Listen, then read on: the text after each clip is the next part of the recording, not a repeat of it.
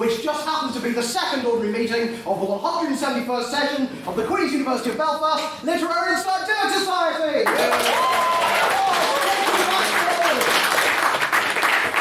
So, I recognise there are a lot of fresh faces here, a lot of familiar faces, a lot of people I got to speak to at the Freshers Fair, which is great. So, before we begin, who exactly are we? I'll change that slide. There we go. That's our logo. We're the Literary and Scientific Society. I know what you're thinking. That's a weird name for a debating society. That's because it is. We were founded in 1850, just a few months before after Queen's opened its doors to students. You know, in the 1850s, they pure loved their time travel. So, we're the Debating Society of Queens. We weren't originally founded as a debating society. We were originally founded as a paper reading society by a guy called Edwin Lawrence Godkin. That's a picture, well, a cartoon of his face. There it is. So that'll be on some of the things you'll see around campus. So some other things you might want to know. Talking about society, debating society. We're having a debate this week. You may have guessed the theme from the music that was playing, or maybe you read what the debate was beforehand. So before we do that, who am I? What am I doing here? Well, why am I wearing these clothes? Why am I wearing a gown? Why is Chloe wearing a gown? The answer is, we don't really know. It's just a debating society thing. No one's ever addressed it. I've been in the society, this is my 4th year in the society, and nobody has ever said why we wear gowns. We just do. So, a bit more about myself. My name is Matthew Bradley. I'm the president for this year, and as you may be able to tell from my t-shirt, I love debates. Debates are every week, every Thursday at 7 p.m. It's like, okay, we knew you liked debates. What else do you like?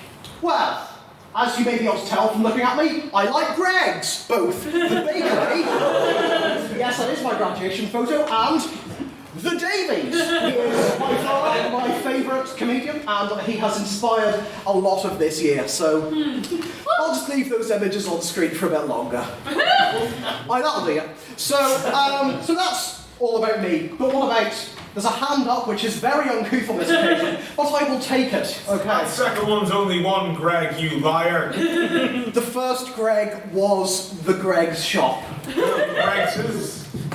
Do not question the English ability of the last English student.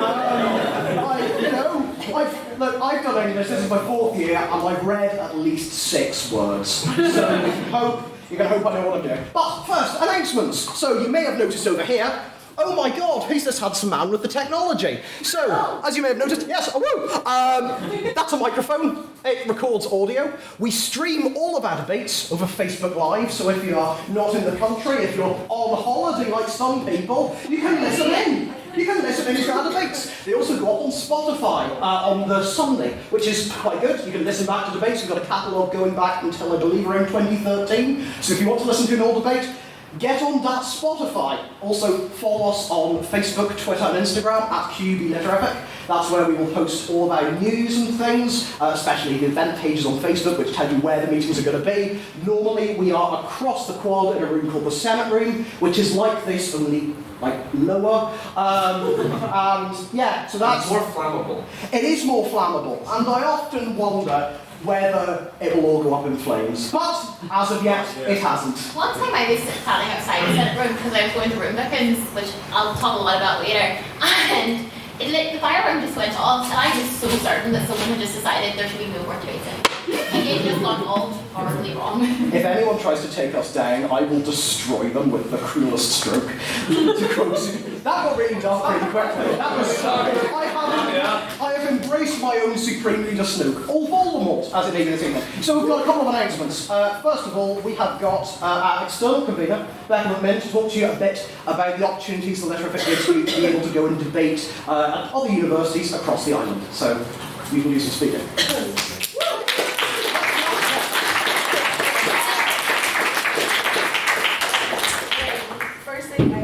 Absolutely dying so I'll keep this brief.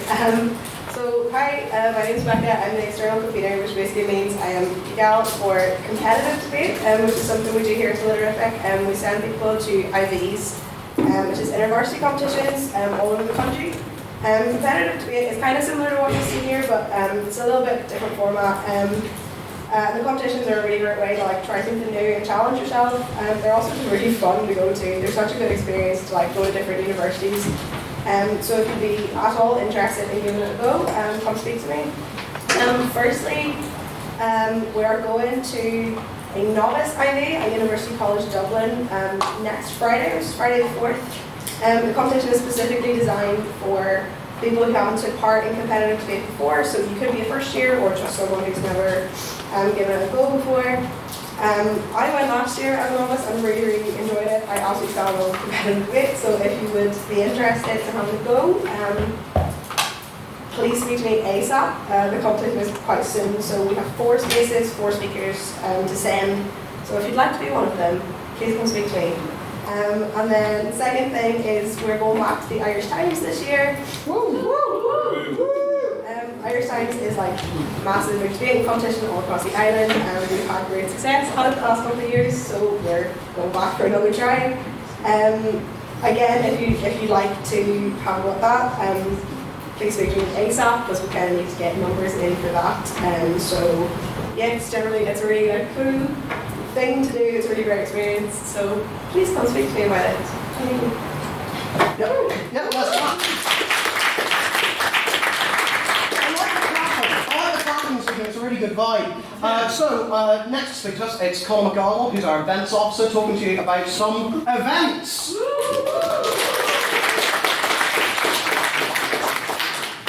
Yeah, like it's a series of events, sure. Yeah, I'm officer, so I do all stuff. Eventy, yeah.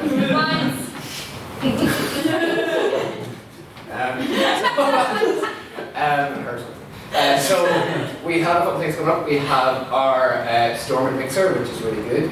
So there's not much going on up there at the moment. So so we do a Storm and Mixer, which is a big crowd of debate up there. We get a tour and stuff. And we then usually go to the pub afterwards as well, so it's a bit of crack as well. So that's going to be preliminary on the 9th, guys. So get your names in for that very quickly. We usually all get travel up together, spend a couple hours up there doing the debate and stuff, and then travel back down to the city centre and go somewhere nice for a few nights. Probably Weatherspoons and stuff like that. But that's the time to choose. So if you want any more information, come and chat to me or other kinds of things as well. Alright? Sweet.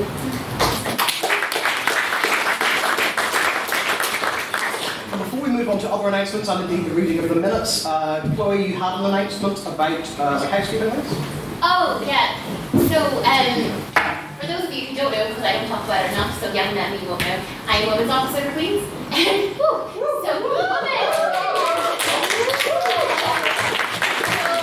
part of my work is to do with like sexual harassment and all, and so the pub that we go to, Lavery's, just to let you all know, is an Ask for Angela pub. So that basically means if you're into any bother after the debates and we're not around, or you feel like a bit comfortable, someone's being a bit too out there, and you can just go up to them and pop up to them and you're like, can I talk to Angela? And they'll order you a taxi home. That is just not for go for Thursday night, that's for any night. So yeah, that's just a bit of safety and all that. Yeah,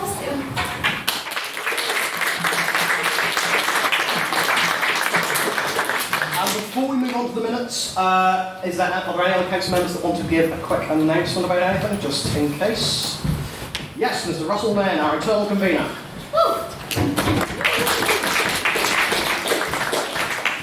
Hello.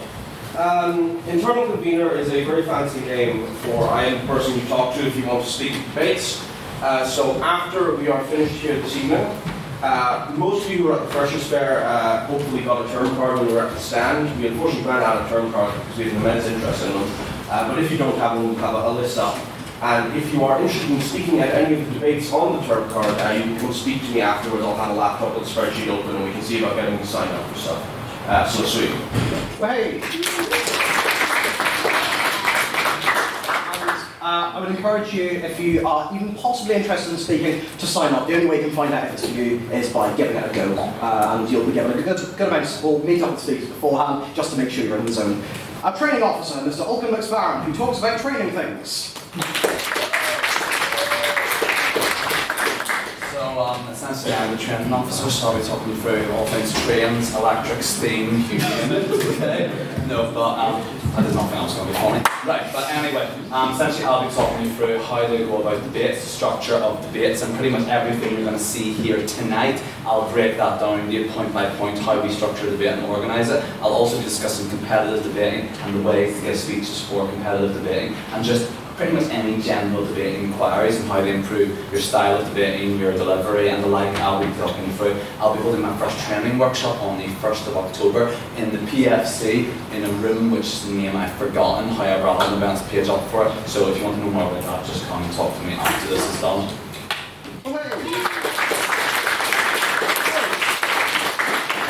So as you can see, plenty of opportunities to avail of. You're not just thrown in at the deep end, there is like plenty of support if you're not sure about this whole debating thing. Now, you may have remembered I mentioned minutes earlier. So to read the minutes of our last debate, this house will have children. Please welcome up our secretary and women's officer for the SU. She's currently sitting down, Miss Corey Ferguson.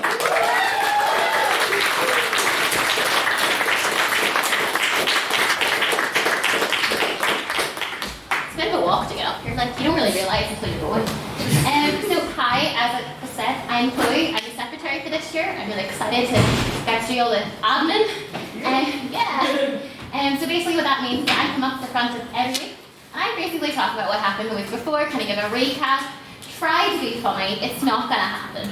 But you know, give me some pity laughs and I'll enjoy it. Okay, oh gosh. We got this nice sign today from the Freshers' Fair, so it's ours now. I don't think we were meant to take it, but we did.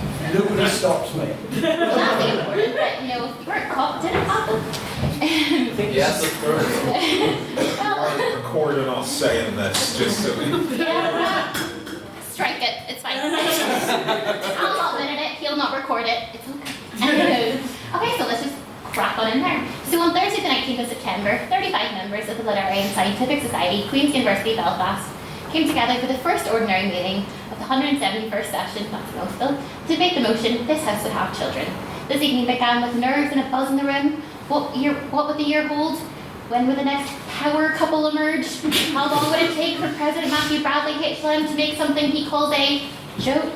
That evening began as it always does, with a bang of the gavel and a hint of regret in the air, and we were off. President Bradley began the meeting by proudly displaying his snazzy PowerPoint skills. By a brief introduction of what we are and who we do, yes, I meant it in that order. Rather, if I do so say myself, dazzling set of minutes. Matthew introduced the council. Now, if you were there, it seems like we chose our favourite council members that night, because due to a miscommunication, only Alkin and Beckett got applause. I like at least one of those people.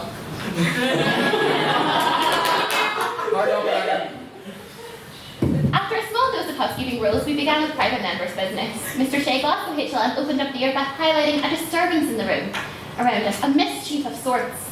Picture of the Queen was gone. Everyone say it with me. Dun, dun, dun. Thank you for confirming. Now, for all of you who may be wondering, but Chloe, A, what are you on about? B, where did the picture go? And finally, why should I give a flying heck about it? Well, I will answer all these questions. The Literfic usually convenes, as Bradley said, across the quad in the Senate room. So there's this picture of the Queen. It's not particularly special, and Lizzie isn't looking particularly lovely, but it's just kind of a part of the furniture at our debates. Something referenced, something constant, part of the fam. But over summer, it had disappeared. A mystery was on our hands. And no, like, not a Harry Potter type of operated, like the Queen had just decided, nah, I don't want to be hanging out with these students anymore, and left her frame behind her, and the whole thing had actually upped and gone. Now to go to the second question, where did the picture go? Well, I made a promise to the house that night, that I would pursue this day and night, hour on hour, minute by minute, as I sleep and breathe until I found out the answer. So of course, all I did was email the room bookings office yesterday, as I had forgotten until then I promised and asked them like what the crack was. I honestly thought they wouldn't respond, like here I am, just some random secretary from a society that regularly bothers their doors, demanding an answer to where this not so important painting was, that probably no one else would ever notice it was gone. But luckily, Joanne pulled through. I was swear there.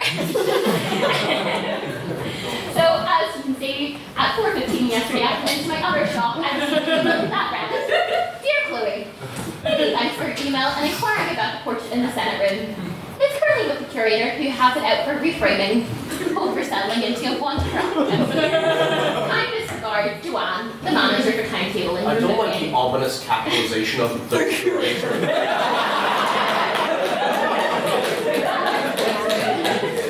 So like, this just seemed a bit ridiculous to me, the fact that the manager at the office had took the time to be like, it's just out for a bit, lad, I'll be back soon.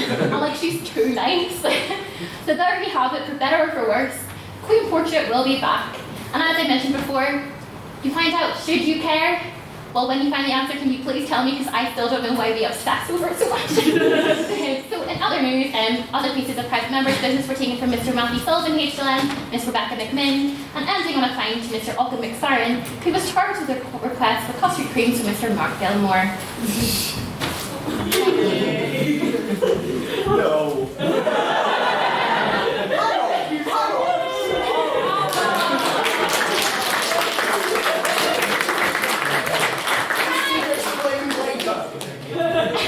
Can I just emphasize that I had to remind Ulkin like maybe 2 hours ago that this sign existed?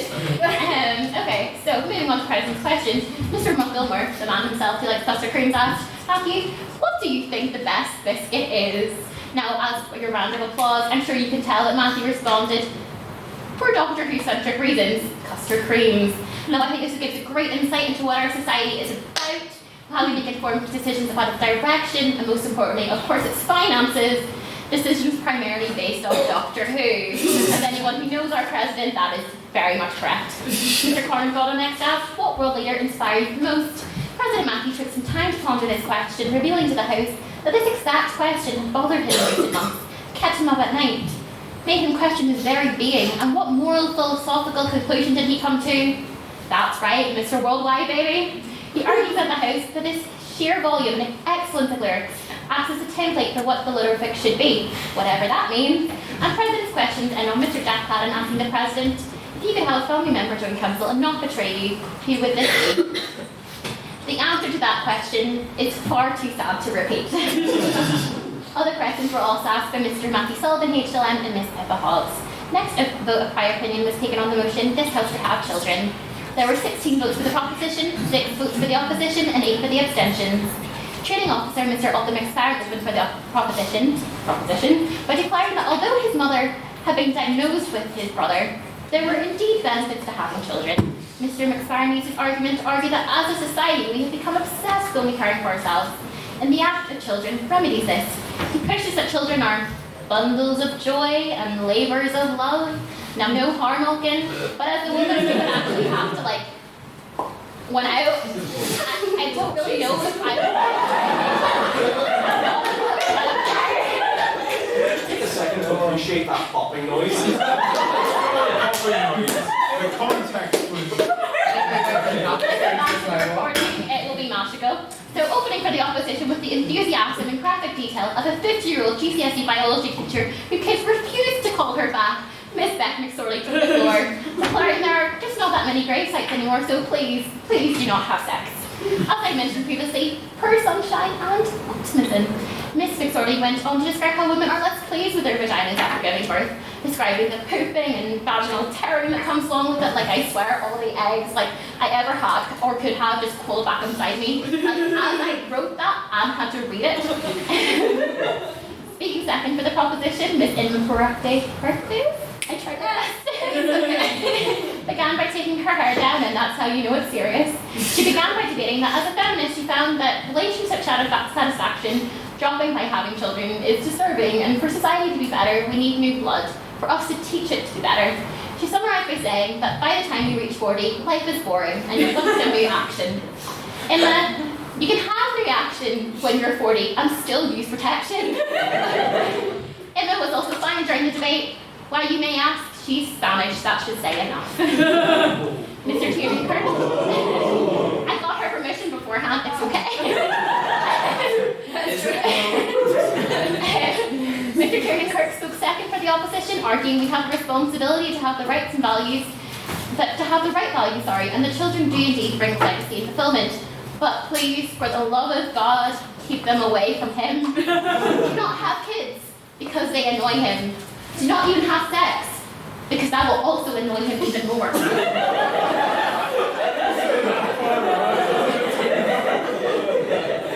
I will have some creative liberties. Closing the debate on the opposition. Oh, sorry. After this, Mr. Mark Gilmore closed for the proposition by pushing that having kids are essential to the survival of the human race. What a revolutionary concept. And he asked the House that it's true feminism to challenge mothers who want to raise a child. Closing the debate on the opposition, Ms. Kira Swale clarified for the House that thankfully we are not forcing anyone to have children tonight. Now that in the Senate room is not something I'd like to see, and I was really hoping when Kira cleared that up. Because honestly I was concerned, like why on this God-given earth would we want to have any little Matthew Bryson like running about? Council can barely handle one, Matthew Bryson can barely handle himself. Miss Whale then closed by emphasising that it is a real sacrifice to have children to make, and that children can still grow up into bad or just stupid people even if you try your best. By looking around the house tonight, I am forced to agree with. Questions were then taken by Miss Mary Kate Dobbin, Mr. Matthew Green, Mr. Ryan Coey, Mr. Conor Ardle, Ms. Gemma Canahan, and Mr. Ryan McConville. A vote on speakerability was taken with 16 votes for the proposition, 6 votes for the opposition, and 10 votes for the abstentions. This concludes with the proposition on the motion, this House would have children. May I take the minutes as read? Nay. I'll challenge you. Well, the House will recall that Mr. Alexander Gordon also asked the President's question last week, and this was not recorded in the minutes. No recognition. I can make that. That's a sure. Yeah? Are we all right now? Yes, we're okay now. Sweet.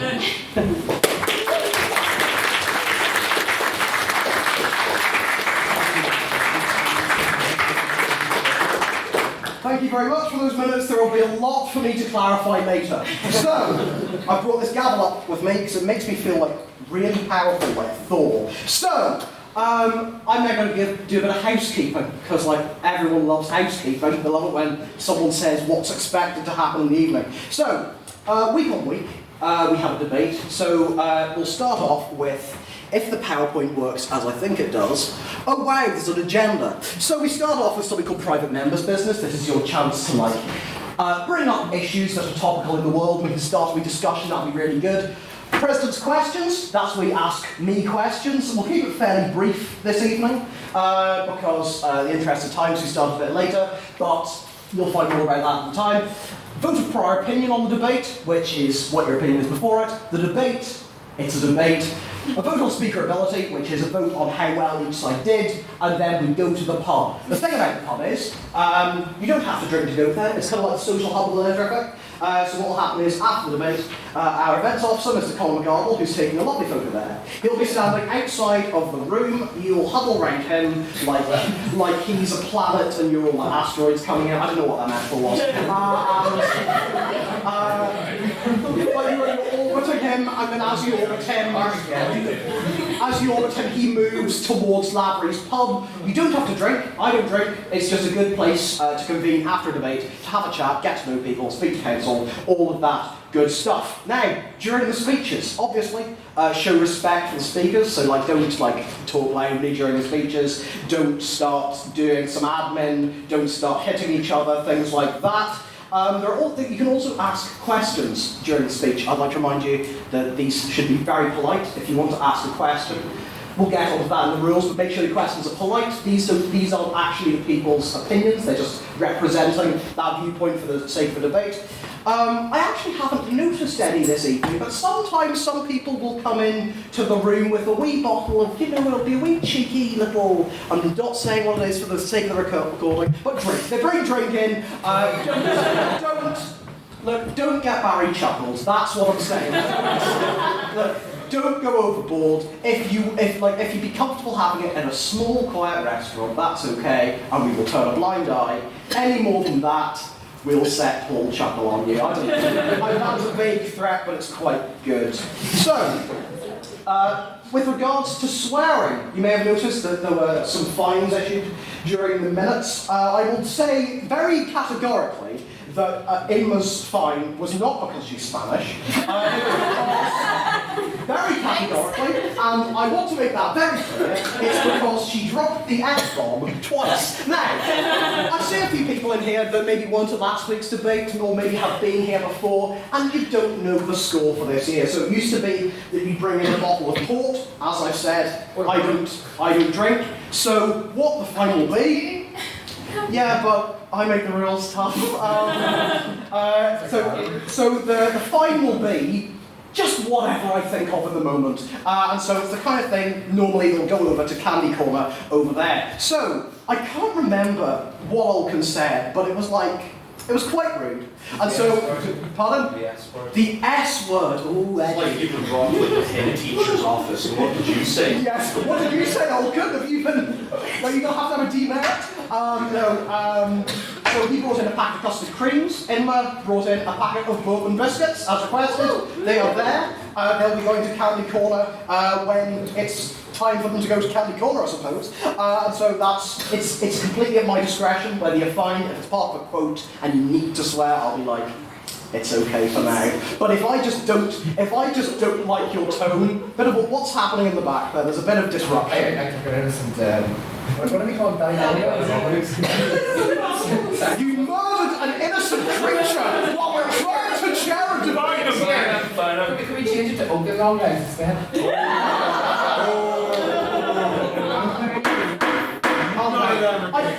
I bang the gavel when I want it to be quiet just because it's like, it saves me from being like Dumbledore in the Philosopher's Stone when he just shouts silence and scares the crap out of a room full of kids after a man's just collapsed. So, you know the reference. So, yes, Connor, just to demonstrate my point, you're going to be fined a family bag of Haribo.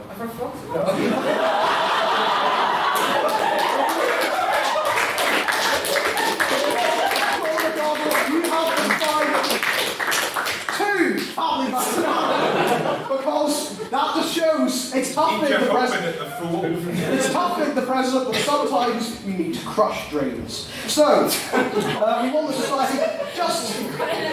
Yes, good, it should be minutes, and I'm going to crush some dreams tonight. We want the society to be as welcoming as possible. We want everyone to feel like they're having a good time here. We want you to feel welcome, so if during the debate around the pub someone's made you feel a bit uncomfortable or whatever, come up to whichever council member you feel is most approachable, speak to them and they'll get it sorted out. So just for the sake of the room, could all council members raise their hands? So the few we haven't introduced you to, we've introduced you to Luke. Matthew Bryson there is our treasurer, he deals with the money. There's Mark Gilmore over there, who is our outreach officer, he deals with schools and the such like, and I believe we have introduced everyone else. Yep. Yes, we have. So that's everyone. So that's council. So now you know who they are. So we are going to go into what I like to call private members' business. This is where you get to sort of raise issues that are going on in the world and ask the House's opinions on them, and we can get a bit of a chat going. I will say that when you put up your hand, I will point to you. Even if I know you, I want you to say your full name for the minutes. This means that, for instance, if Chloe forgets your name, she doesn't feel bad about it, she can just type it down. And if I forget your name, I don't feel bad about it, and also means that new members get to know the old members and everyone's a big happy family. Yes? Especially if I don't know you, can you please say your name slowly? Not because your name's stupid, but because I can't. Yes. Say your name loudly and slowly, and for any point during the evening, if you're going to put your hand up, put it up really high. I'm 5'6", I can't see that high up. So, bits of private members' business. Yes, at the back there. Yes, you. So my name for the minutes is Zach Scott. That is Zach with a K. No C in it. Very thorough. So, for those of you who don't know, disco is dead. What? Contentious. For people who don't know, disco was the people that worked at Filthy's on Thursday nights. So it would have been happening tonight, but I've got it here. So after 7 years of loyalty to Filthy's, 4 years of success with disco, we have involuntarily been removed from Thursdays in Filthy's. Normally this wouldn't really be such a big deal, but as someone from Regent House Grammar School, it is a big deal because that was where a lot of former Regent students would go on their Thursday nights. I mean, I myself didn't go, but I've heard a lot about it.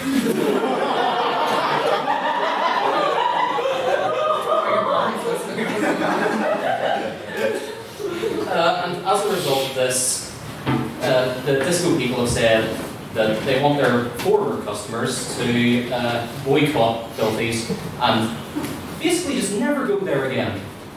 And I, to an extent, think that's quite childish. Question is, do you guys agree? Thoughts on this? Yes. Hello, my name is Russell Nair, and I'm the internal communicator you've met before. So I think this notion that this call from the disco boys. We've been removed from Filthies because nobody is going to disco. So stop going to Filthies if you went to disco.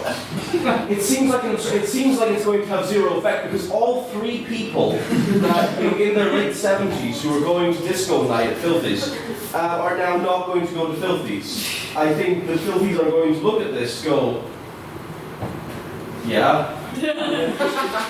Keep not hosting disco and instead, host whatever it is Filthies hosts normally. I think it's some form of satanic debauchery. So, as you can all tell, we really delve into the key issue. So, yes. I would want to. What's her name? Oh, Tara Grace Conley, Jesus, sorry. Oh, if you don't say your name, we will be on you like a puma. I'm going to terrifyingly disagree with Russell Nairn and say that I do think it would make a big difference for people to boycott Filthies. I think clearly they will replace disco with something else, and I think it's our moral duty as fellow students. Apparently that's the way I read it earlier on, to die-hard fan of disco or Filthies. And so like 150 people were employed by disco, majority were students, and their contract was kind of like severed really quickly. And I think let's all like organise a cultural boycott of Filthies for all the time. And even if it makes no financial difference, at least you'll feel like you've done something. Any other thoughts on this riveting social struggle of our era? Any other thoughts? I can see none. So, any other separate bits of private members? Wow! I didn't even have to say business, and it was suddenly something like everyone's at a rave. You see, now he's picked something. Yes.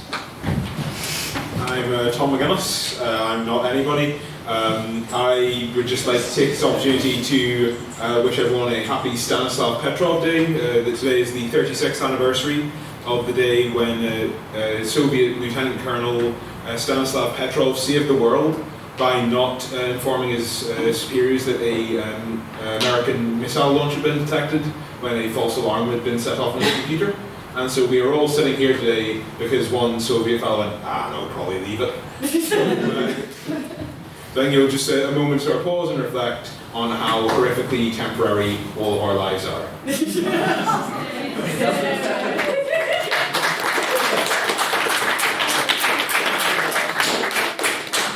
think like you're having a good think there. Yeah. I'll have a think. It's over now. Wow, but there are more thoughts on this than I expected. Yes. It's red t-shirt. Thank you. My name is Alchem McSparn, and I do indeed wear a red t-shirt, as Matthew pointed out to you. So I actually do want to offer some thoughts on this. This man claims he saved the world, okay? Because he said he saw this, and he went, nah, I'm not going to report it to my superiors. However, all we have to go on this with is his words. How do we not know he wasn't out the back having a sneaky cigarette, came in and suddenly saw, holy Christ, nuclear war's about to start, and just sort of went, I should have been here to tell someone about this, and just went, pretended that he did this here heroic thing. There was no proof whatsoever. So maybe he's not actually the hero we think he is, or maybe he's a very brave man who should be applauded, I don't know. Wow. Any further thoughts? I was going to say something witty there, then I forgot it. Yes. I'm back. This whole situation just reminded me of a very disturbing thought I had about a year ago. How far are we going to go into this? That I'm going to share with you all. And when you think about it, you're going to have the same haunting thoughts that I did. Which is basically, We have no idea how many times Donald Trump or any president of the United States has called for a full nuclear attack and some general's just been like, no. Stop it.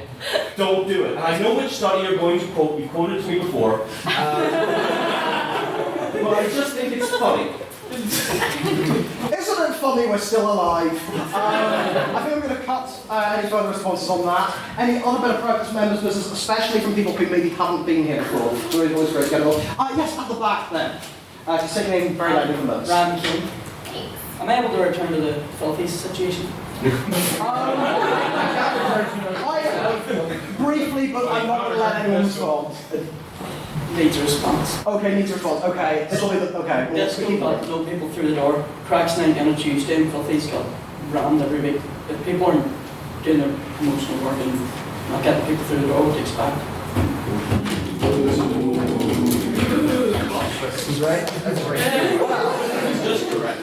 Well, we've certainly added a bit of spice. Any brief thoughts on that? And then no, too spicy for some of you seemingly. Any separate bit of private members' business? This will probably be our last one. You look really desperate. If I didn't say, I would feel awful. It's the person one, I'm sorry. Oh no, not again. But I'm sure a lot of you can see in the news this week. Actually, not directly about Brexit this time, but once in our lives. It's about the accusations of inflammatory language used by Boris Johnson regarding the murder of Joe Cox, former Labour MP, who was killed in 2016, I believe. Basically, the comments were made to the effect of one Labour MP expressed distress at the fact there was inflammatory language being used by the Prime Minister, to which Boris Johnson said the only good thing to do in Joe Cox's memory would be to deliver Brexit as fast as possible. It's caused an awful lot of intense back and forth in Parliament and in the media. I wanted to know, do you think that he was absolutely right to be called out by the Labour Party in that way, or do you think that the response is overhyped and that he wasn't stirring as much tension as everyone thought? Just a nice wee bit of mixing the That's like proper private members' business territory. So yes, stay with minutes. I'm Matthew Sullivan. Yes. I know I don't look like it, but Me, Matthew Sullivan? yes, that one. Look, the fact that a Prime Minister is saying that to honour the memory of someone who was assassinated by doing exactly the opposite of what she believed in, and like the thing that she was assassinated for opposing, is abhorrent. Jesus Christ. Boris Johnson's a bad man.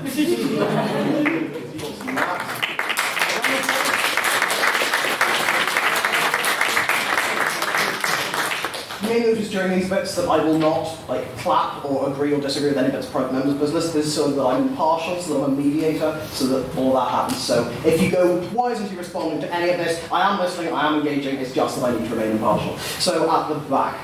Actually, I know who you are. You're Conor McCall, you've said it before. Yeah, we're Conor McCall.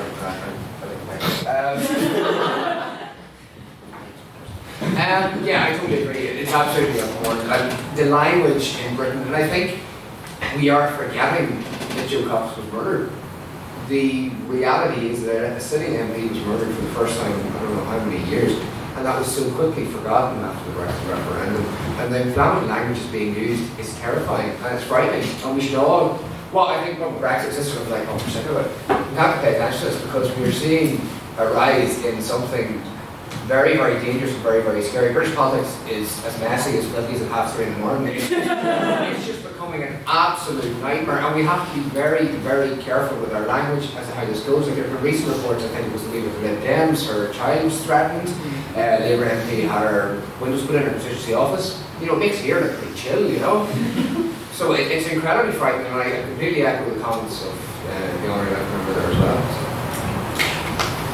if any of you are wondering what he meant by honorary life member, and you'll occasionally hear HLM, that's so if you've made a big contribution to society, you can be awarded at the end of the year with an honorary life membership, which is a titular, essentially title that you can have in the society to just go, this person did some good stuff. So any final thoughts on that before we move on to President's questions? So I haven't gone to you yet, but you.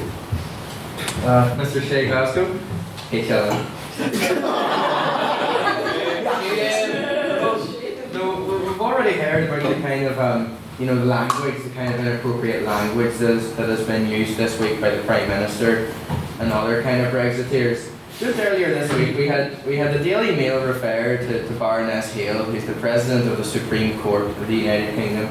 Got a first-class degree from Oxford in law, was a highly prolific legal academic, and I think the University of Manchester, was appointed to the Supreme Court when it was first formed and is now the President. The Daily Mail referred to her as an ex-barmaid in its headline in an attempt to discredit not just her judgment, but the reasoned judgment of the entire court, all 11 justices acting in unanimity. Is that not disgraceful of the Daily Mail? Here. And their attacks? The highest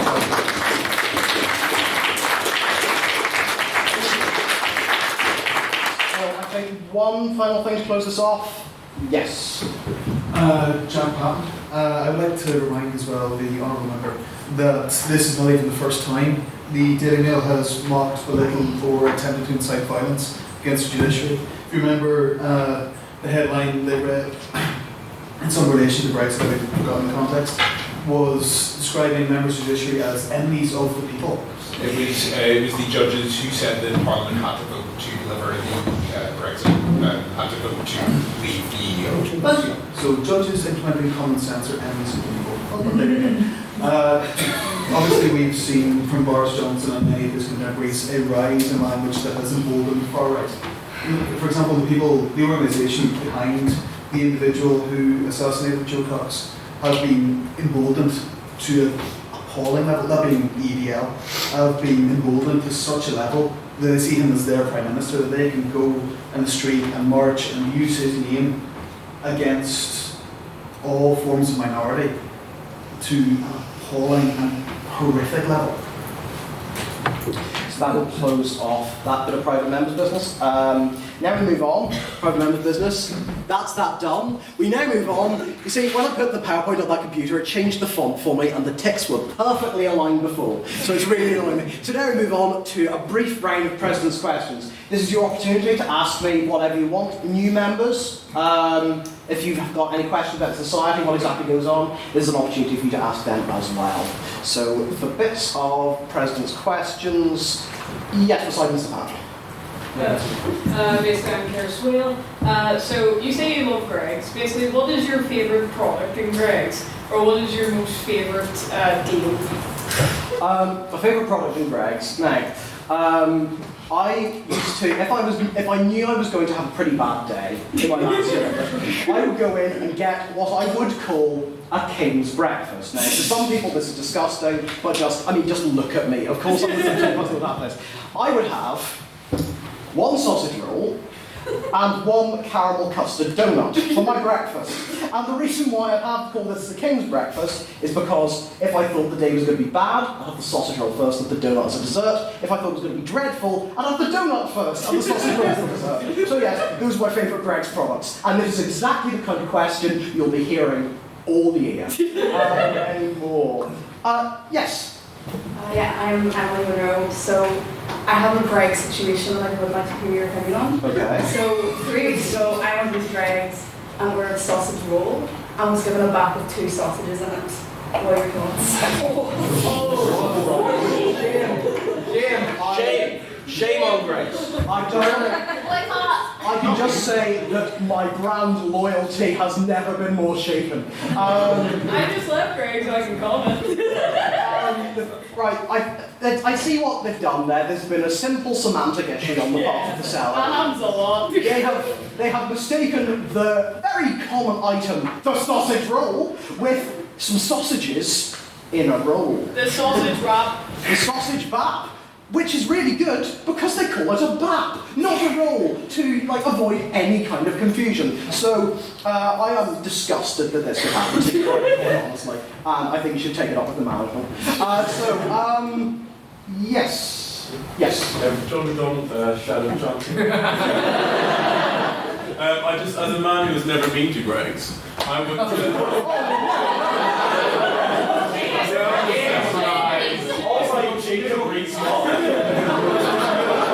Someone's ever said it's a university to be in society. I would ask if the president has ever been to the far, far superior Pret a Manger.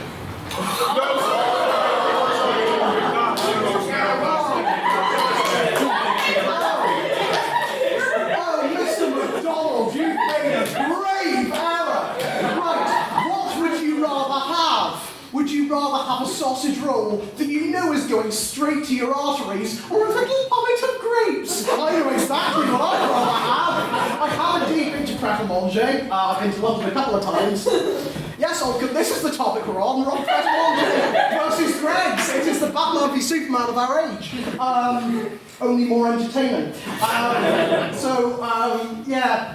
No, don't even bring that up to me. No, look, you go to Pret a Manger if you're riding a bicycle or like carrying a baguette. You go to Greg's when you know that you're scum. And I don't.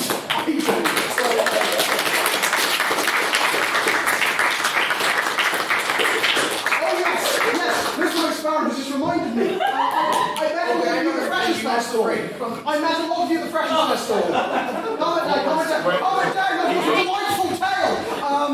You met quite a few at the Freshers Festival, a lot of familiar faces. You may have noticed I was quite distracted during a lot of it because just in my peripheral vision, there was like a stack of maybe about 12 of those free Greg's bags. It wasn't 12, it was, I have 12 that I took with just a handful. It was upwards of 60. Upwards of, where did they go? Who took them? So yeah, that was like when I saw that gigantic pile be set down on the desk, there was one thought, and one thought only crossed through my mind. This is the best day of my life, and I do not see that changing. So, any other present questions? Possibly about society, possibly about other things, possibly about bloody Greg. Yes. So, in a desperate attempt to take things away from Greg's a little bit, did you go anywhere nice this summer? No! Next question!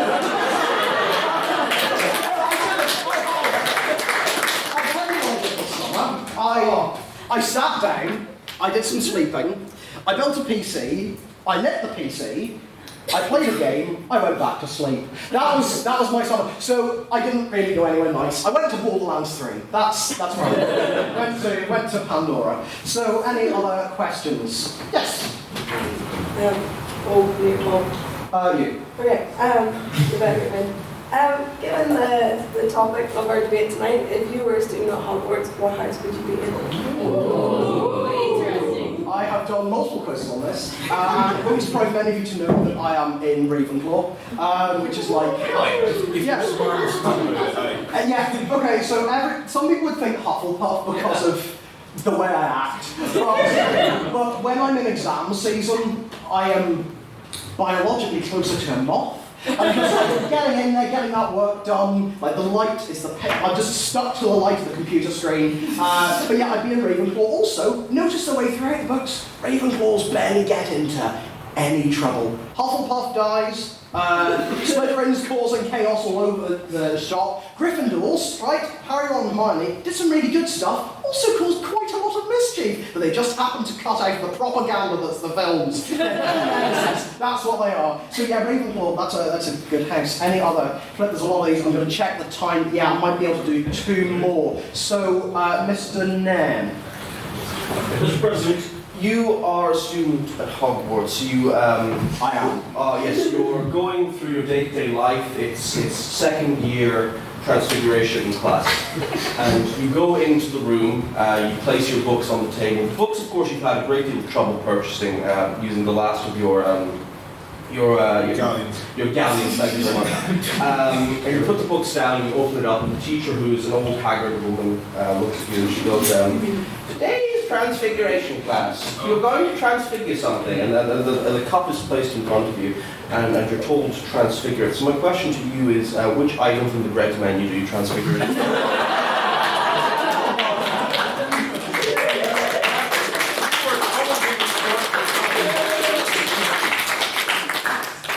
If you want me to answer this realistically, it would genuinely depend on the mood I was in.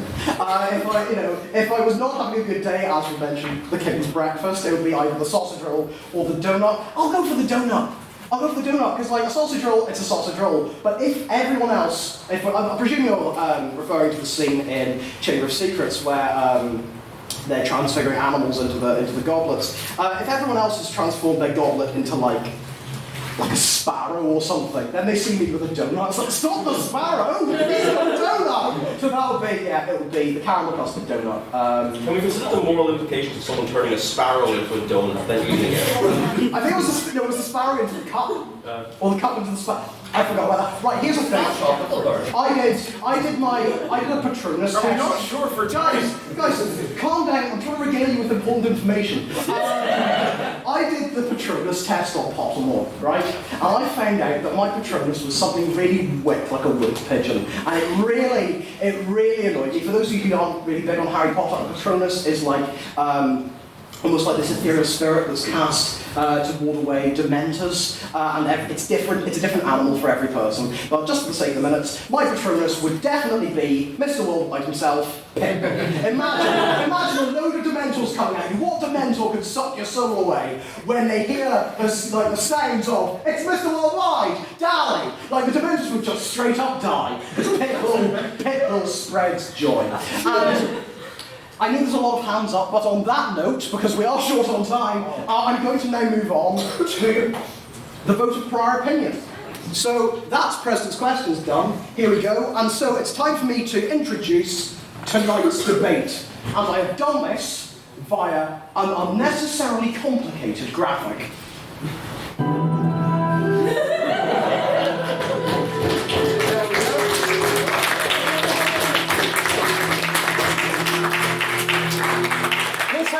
The Muggles are better off. Yes, I have far too much free time. So, what's going to happen now is what we call the vote of prior opinion. This is where we ask you what your opinion was when you came into the room this evening, when you saw that motion and you thought, yes, I have an opinion on this, or not. There are three options you can vote for. There are the ayes, which means, yes, the Muggles are better off. There's the nays, which is against that motion. And then there's abstentions, which means, I'm not sure, or you don't care. So, vote for prior opinion, hands up, really high, I'm really short. All the ayes who believe in that motion, please raise your hand and say aye. Aye. Wrong. Muggles.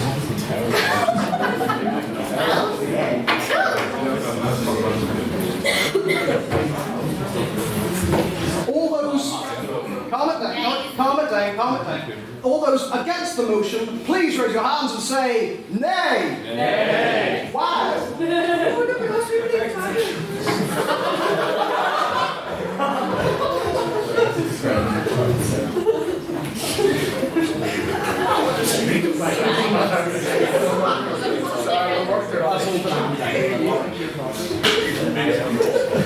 And now we move on to the abstentions, a word I'm going to have to come to define multiple times this evening. If you don't care, please raise your hands and say meh.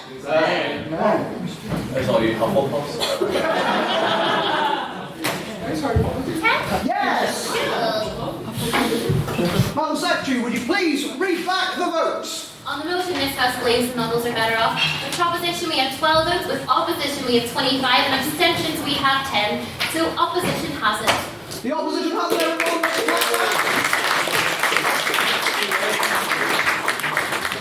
So, that's how you feel going into the room, but can these people persuade you? The only way we can find out is with a debate. Well, I bet you're wondering, what are the rules of a debate?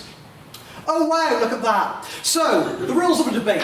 It's proposition versus opposition. Proposition, raise your hands. That is really encouraging. Proposition, they will be saying yes, they believe in the motion. Opposition, oh that's that side, I'm not going to ask you to raise your hands. There has been some confusion before. And they are against the motion. They will give alternate speeches, which are 7 minutes long each. Now, the first and last minutes of the speech are what we call protected time. So when the first minute is over, you will hear the bell ding. Oh! And then when the last minute is about to begin, you will hear the bell ding. And when the 7 minutes are up, you will hear the bell ding twice. Like that. And that means, please hurry up. What does protected time mean? Protected time, whoa, I'm trying to explain like rules and stuff for like, so people know, I don't know, Hogwarts and that. So, protected time is essentially when nobody can ask questions. If you want to ask a question to a speaker during their speech, please raise your hand and politely say on that point or point of information, and they can either accept, so they can take the point, or decline, so you don't have to speak. Another thing, a wee rule for this year, is if I feel that a speaker has gone significantly over the amount of time they were allotted, to an extent that I think is just purely abhorrent, you will hear this noise. There we go. It wasn't as loud as I wanted, but you get the idea. So, are there any questions about the format? We should just clarify the points of information should be kept to about 1.5 seconds in length. Yes, points of information should be very brief. Just don't get up and just give a speech. So, yes. Can the third speaker bring up new points? Can the third speaker bring up new points? Just about, yeah. Topic. Officially under our rules, yes, but they're encouraged to basically do a whip roll and something. Yes. So, for those of you who don't know, there are various formats of debate, and one of them, actually many of them, the last speaker isn't allowed to bring up new points, they're just meant to summarise. In this, we're a bit more loose with it. Any other questions? Yes? Can I barrack people? Oh! Can you barrack people? What is barracking? Barracking is when you just incessantly ask points. So if someone's giving their speech and you go on that point, no, Hey, Bradley. Go away. It's like that. That's exactly right. So if you're barracking, I will look angrily at you. I will stop you from doing that, and then I might fine you just for fun. Yes. I should clarify, one of the reasons the last speaker is allowed to bring up new points because we have questions at the end, so they can be challenged on stuff like that. Yeah. There we go. We will play it. Are we ready for the debate? Sure way. That was not the hype-up move I thought it was going to be. So, I would now like to welcome the first speaker for the proposition. Or maybe not. Miss Becca McMinn!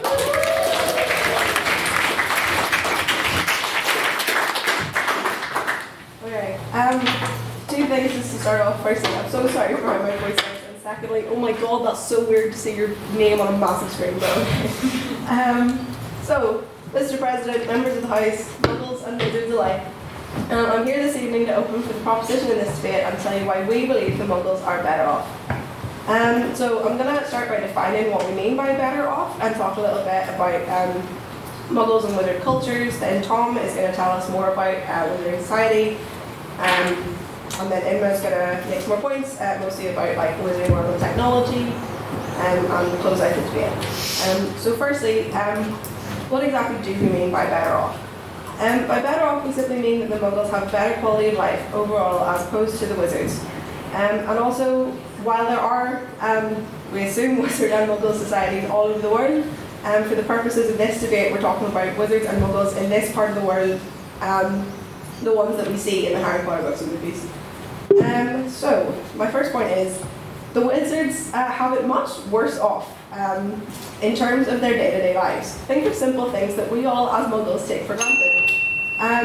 Banking, for example, while the Wizards have this really extra system with like goblins and these crazy currencies, Muggles have ATMs. Trying to write an essay for your class, the Wizards have like parchment and quills. Have you ever tried to write with a quill? It's really hard. Again, even aside from the technology that Inma will more into her speech, the Muggles have pens, pencils, erasers. Think about how mad the Muggle-born Wizards must be when they arrive at Hogwarts after years of writing with pencils to discover they have to write with a feather. In a very basic practical sense, the Muggles are far better off in that sense. So secondly, while we try to keep this lighthearted for a freshers debate, we have to acknowledge that the wizarding world really isn't as like whimsical and lovely as we might like it to be. Wizards are classified as like pure-blood, half-blood, or in the case of Muggle boys, known as mudbloods. And if you're familiar with the stories, you'll know that magical creatures in the stories, like goblins, centaurs, that sort of thing, are considered inferior in wizard culture. The example that we all know and love is Dobby the house elf. On that point. No, thank you. I'll go back to that. Where was I? Yeah, so despite the Harry Potter stories being set in the 1990s, house elves like Dobby are literally slaves. They have to do their master's bidding, and Dobby can only be a free elf when he's given a sock and free. Now, you might ask, doesn't the same inequality exist between different folks in the Muggle world too? And while it should definitely be noted that the Muggle world has its fair share of problems, there seems to be more people in the Muggle world in the time and place who are willing to fight against these forces. And it's less entrenched, again, in this time and place. On that point. No, thank you. Than they seem to be in wizard culture. While absolutely neither society is perfect, we surely cannot say that the wizards are better off here. So lastly, and most importantly, the real question in this debate is ignorance bliss? And really we would say, if magic exists, the Muggles are far better off for not knowing about it. While the whole of the wizard world seem to be consumed by the rise of Voldemort and dark magic, the vast majority of Muggles seem to live normal everyday lives. On that point. Where was it? Oh yeah, to be a Muggle means that you don't have to concern yourself with the dark realities of magic, the unforgivable curses, and the Avada Kedavra. You don't have to live apart from society the way wizards do, in secret schools and secret ministries hidden away from the rest of the world. If magic exists, Muggles are better off for being not involved and for living their normal lives. So that about wraps us up. I'm sorry, just brief. I urge you, Muggles or otherwise, to vote for the proposition. So, thank you.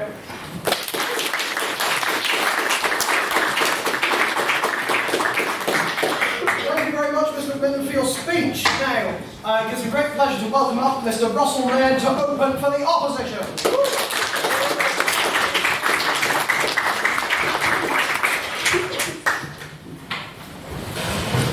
Being a wizard is cool.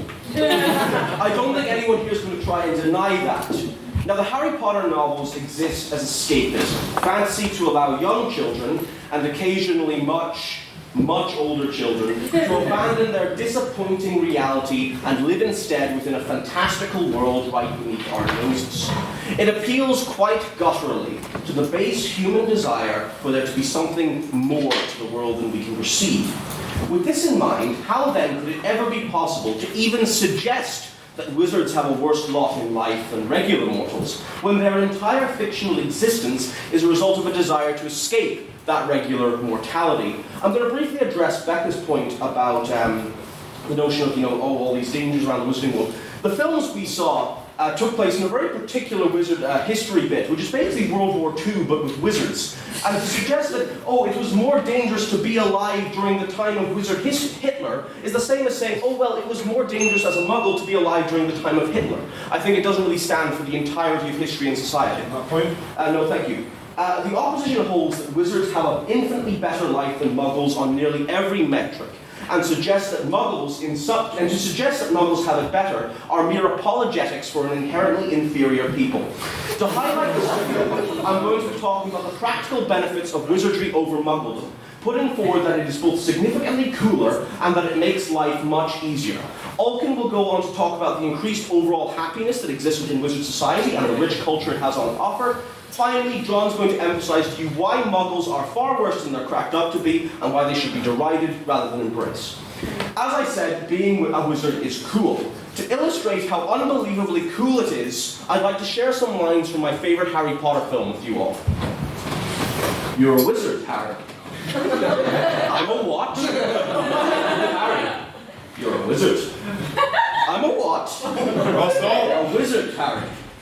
I'm a wizard. Yes, Harry, you're a wizard.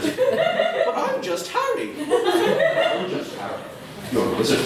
As you can see, the notion of being a wizard is so cool and exciting that the young Harry can't even believe he is one. Why would you not be excited by the prospect of being a wizard? Sure, you still have to deal with some of the things that you have to do. Yeah, go ahead. maybe the point of he didn't really say, oh, it's so cool in wizard. Maybe the point is of why is this massive, like 7.5 foot man suddenly in a shack in the middle of nowhere? Thank you very much. Thank you very much. I actually addressed that. Sure, you have to deal with some of the things that you have to deal with in regular life. You still have to go to class. You still have to avoid the scary man who lives in the forest. But you get much more beyond that. Those classes are magic, not maths. Multiplication times tables are what you do to drive IKEA out of business, not the thing with numbers. And that scary man in the forest is far too concerned with his animal friends to bother you anymore. All the Muggle apologetics you want, but compare driving your car to the shops to literal teleportation, and you'll see that being a wizard is far more exciting than any version of everyday life. It is a version that takes all mundane tasks and either trivializes them or makes them unbelievably fun. Ulkin's going to go into more detail, more detail on overall happiness within Wizard Society, and you'll have to consider how much better this kind of life sounds. There is no mundane experience that could top chugging a butterbeer while surfing on a hippogriff. But let's say you're doing that and you fall off and you break all your bones. In Muggle Society, you'd be dead. But you don't even die in Wizard Society. In fact, you're back on your feet in a few hours, because they have magic. Which brings me to my next point. Sure, you sacrifice modern technology in Wizard Society, but the reason nobody cares about that is that magic makes modern technology functionally redundant. You don't need a vacuum cleaner when you can just cast Floor Undustio. You don't need a TV when you're a literal magician who can magic up his own entertainment. You don't need lie detectors when you can just cast Crucio. Sure,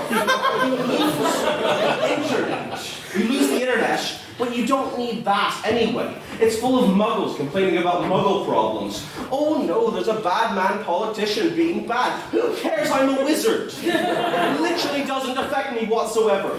Also, from a medical perspective, if you are a good enough wizard, it just seems like you can just kind of keep living until you've gotten fed up of it and decide to die.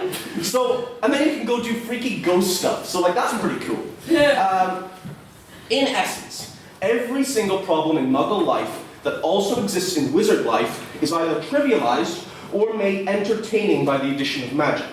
As such, being a wizard makes life significantly better than being a Muggle.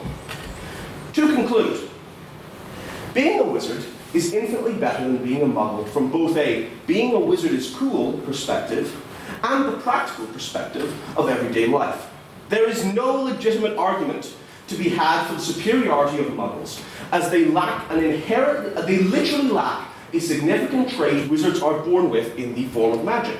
And anything outside of these wishy-washy feel-good notions of ingenuity and friendship, it falls apart entirely. I'm not saying we should destroy all Muggles. I'm saying we should feel sorry for them. They're just worse.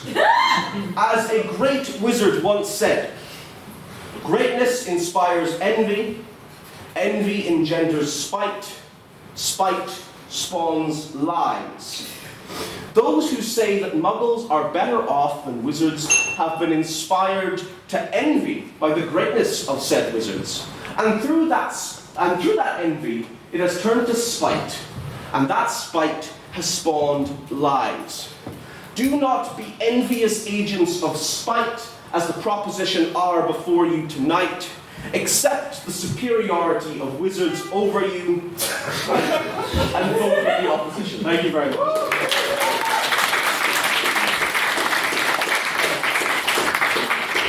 Thank you very much, Mr. Grindelwald. Please welcome up to speak second for the proposition, Mr. Tom McGinnis.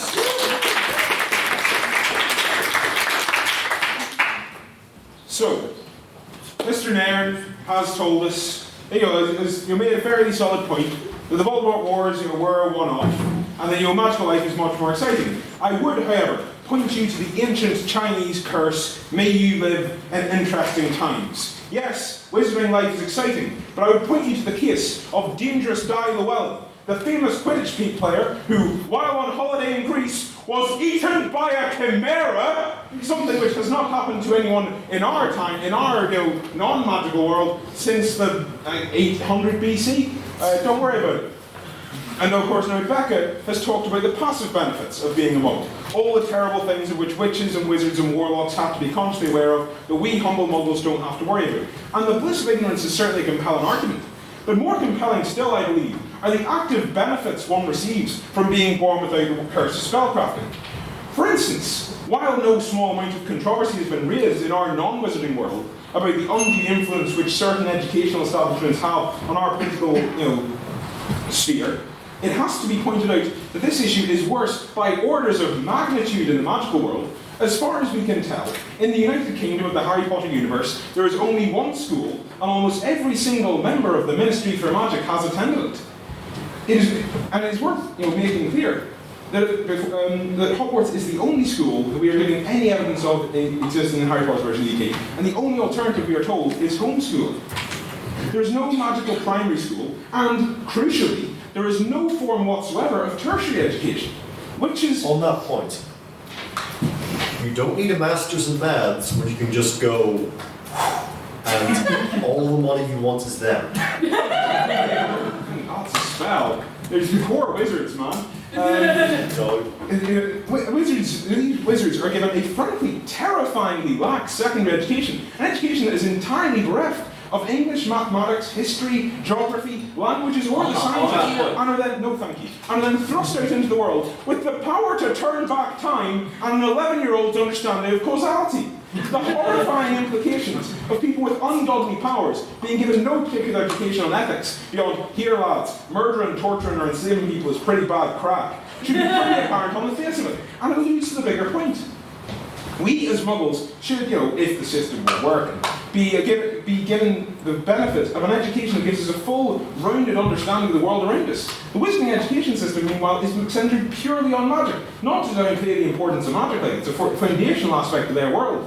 But this would be the equivalent of us being educated on physics and literally nothing else.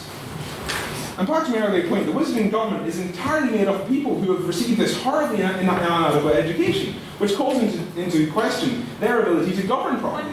Our Muggle government might be run by a vodka-soaked blancmange who'll learn to be racist, but at least he probably knows how compound interest works. Thank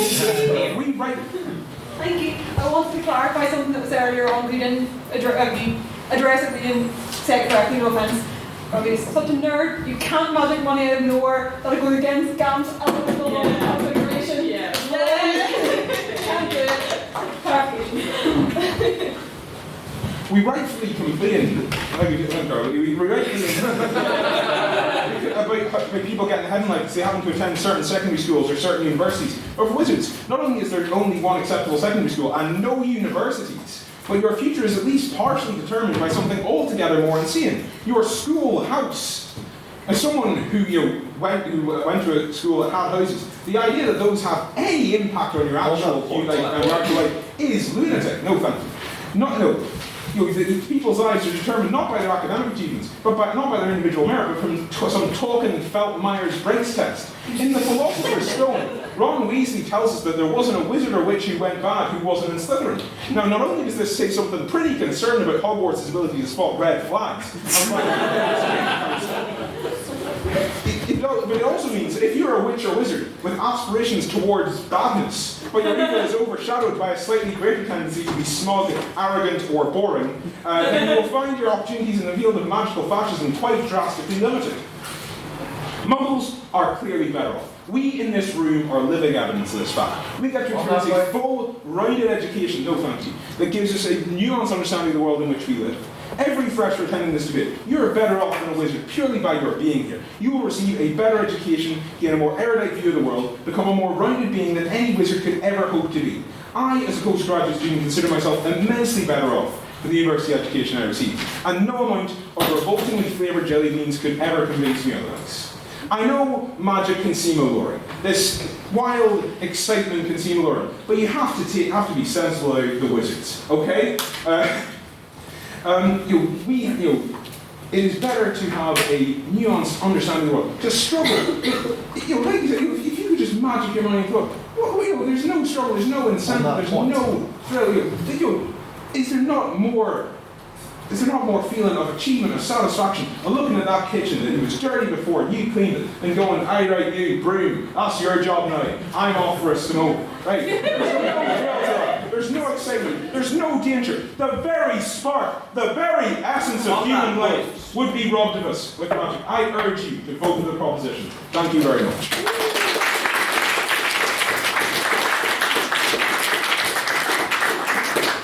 Thank you very much, Mr. McGinnis, for your speech. Now, I'd like to welcome up to speak second for the opposition, Mr. Ogden McSparrow.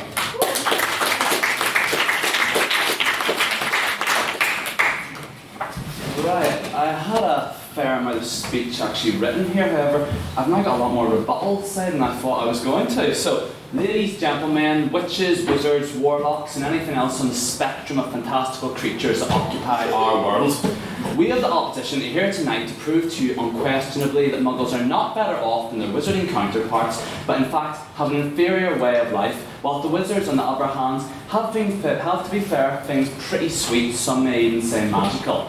Now, they're trying to claim that Muggles have a better way of life, that things are easier for Muggles. They quote the example of an ATM machine. But can I ask, has any wizard ever been stuck in traffic?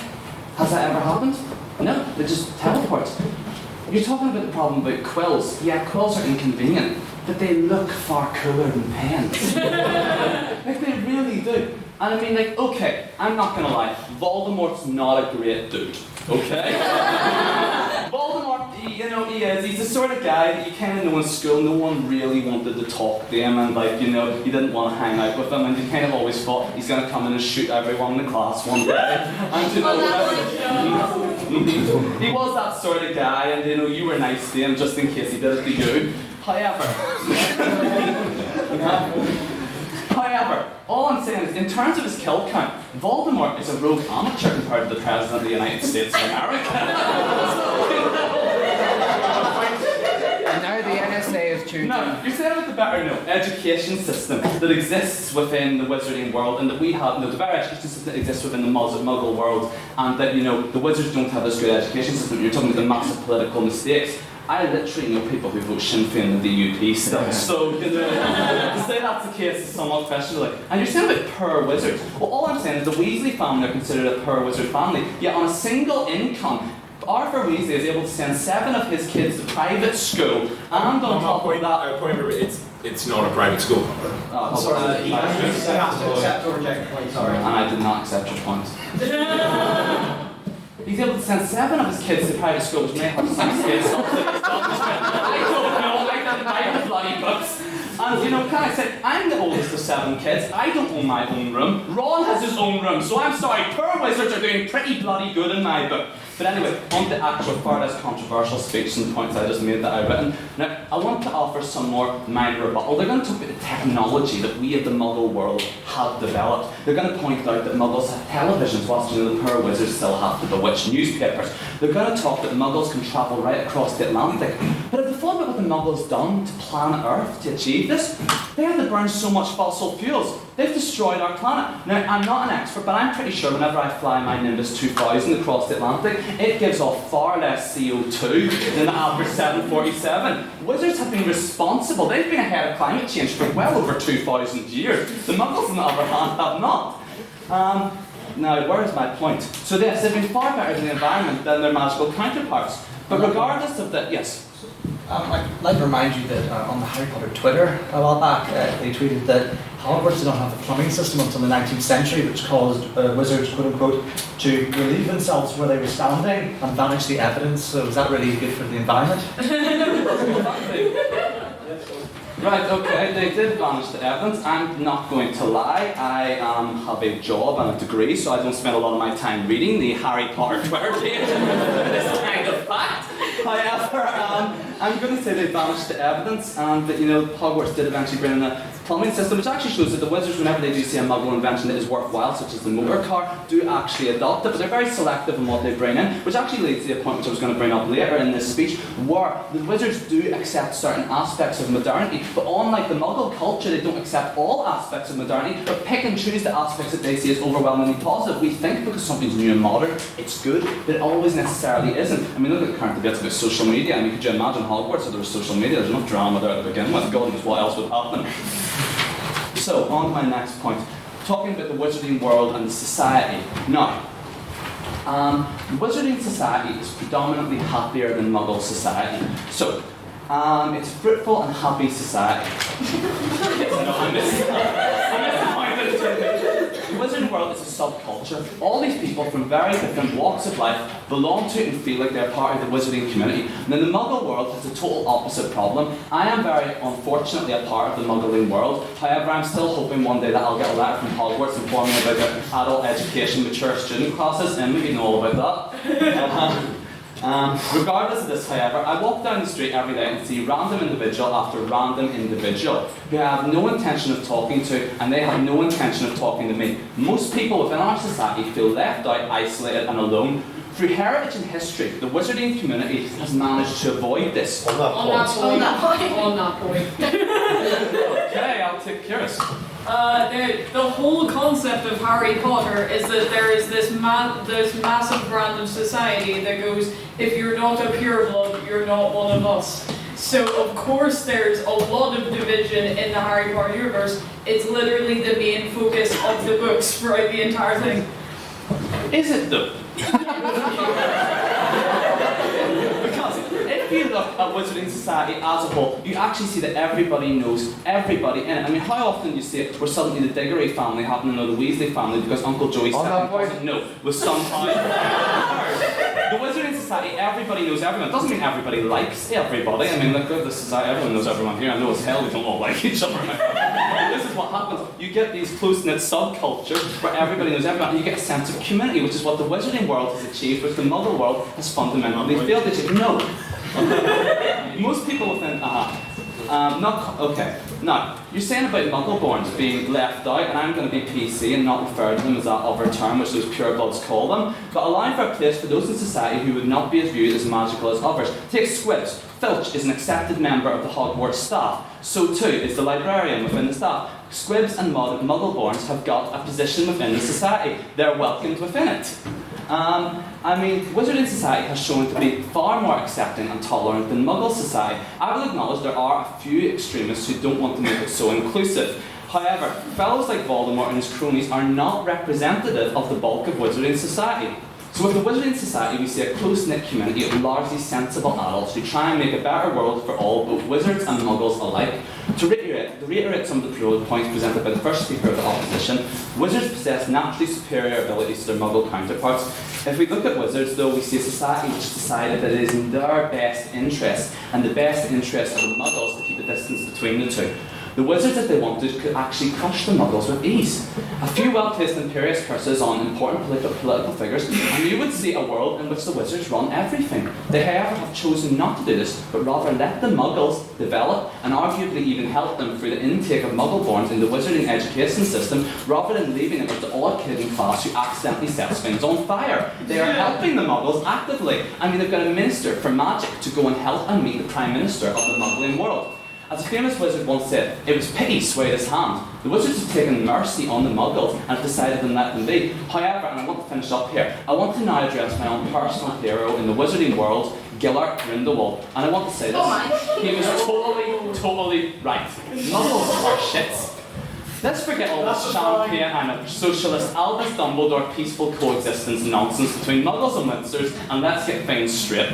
We the wizards have comfortable lives, okay, but you know something? It's about time the muggles realise their place. We wizards can literally shoot bolts of light out of sticks. I mean, come on, can a muggle do anything like that? So let's unite together and make them realise how lucky they are that we exist. We the wizards should come out of hiding and reveal ourselves to the world and show the muggles what they are missing out on. The muggles are ready for us, so please I ask you to vote for the opposition, otherwise your boggart from now on will be me getting ready to curse you.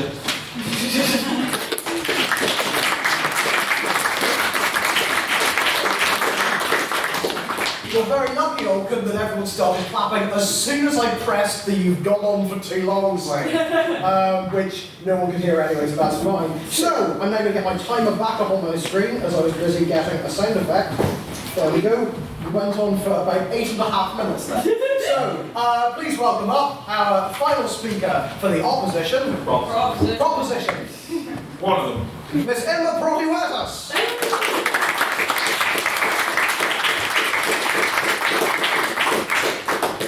I am amazed. I have so much information on the table that I just can't think about it. Okay, all you can. I love you, but you try to swoop under the carpet the good old Voldy because apparently he's a bad guy, and then all of a sudden you love Grindelwald. Like the irony there. Like, can't you see it? Because that's what happens here in the opposition, right? The opposition arguments are all based in magic is cool because feelings, nostalgia, and scary aspirations of power. That didn't end well the last time, did it? So instead, the proposition here, we have different arguments, we have different opinions, right? We say that the day-to-day life of the Muggles are so much better than the Wizarding world because even though they have these amazing classes, what is it worth it? Absolutely nothing. The money, as Sarah said very clearly, it doesn't happen. Like it can't appear in thin air, and that's exactly what the Muggles do have. We do have the money, and we do have the technology as well. Even though they've been trying to say, oh, the technology is not important. We have the magic because powers. Whatever. We have the technology and we can travel not only the world, but also the space. And that's where I want to go. Oh, no, wait a second. This space, because, dear Olken, even though you're trying to say that with the good old Nimbus 2000 you can travel the Atlantic, I'm just telling you, if you try to travel to this space, well, spoiler alert, your bottom will be freezing, okay? So instead of that, us the Muggles, we have the rockets, the spaceships, the technology, and also the money. So, like, what's the point there? Wait, yes? Alright. Eris Bubulus. Apparate to the moon. That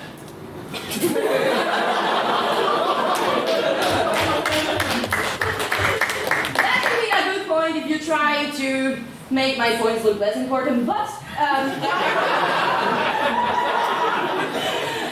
saying that the technology is very important because look guys, I mean, and this is a very important issue, communication, right? We're trying to communicate ideas right now.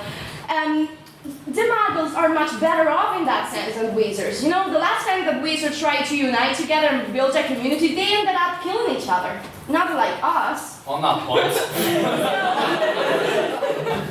Precisely for that. Okay, we'll take your point. Okay. Tell me. How many times in the history of the world have Muggle communities came together to try to build a community and ended up like having a war over like, well, you know, like I don't know, it's communion symbolic or something like that, but it happens all the time. No, it doesn't happen all the time because you know what happened the last time that we had a big war? A big war, sorry. Everyone died. Human rights, climate acknowledgement, and unation. We built human rights. The Wizard world doesn't have that either. So what I'm going to say is our arguments are based on life, because life is amazing and communication is amazing. So the Wizards, they can't communicate with each other really.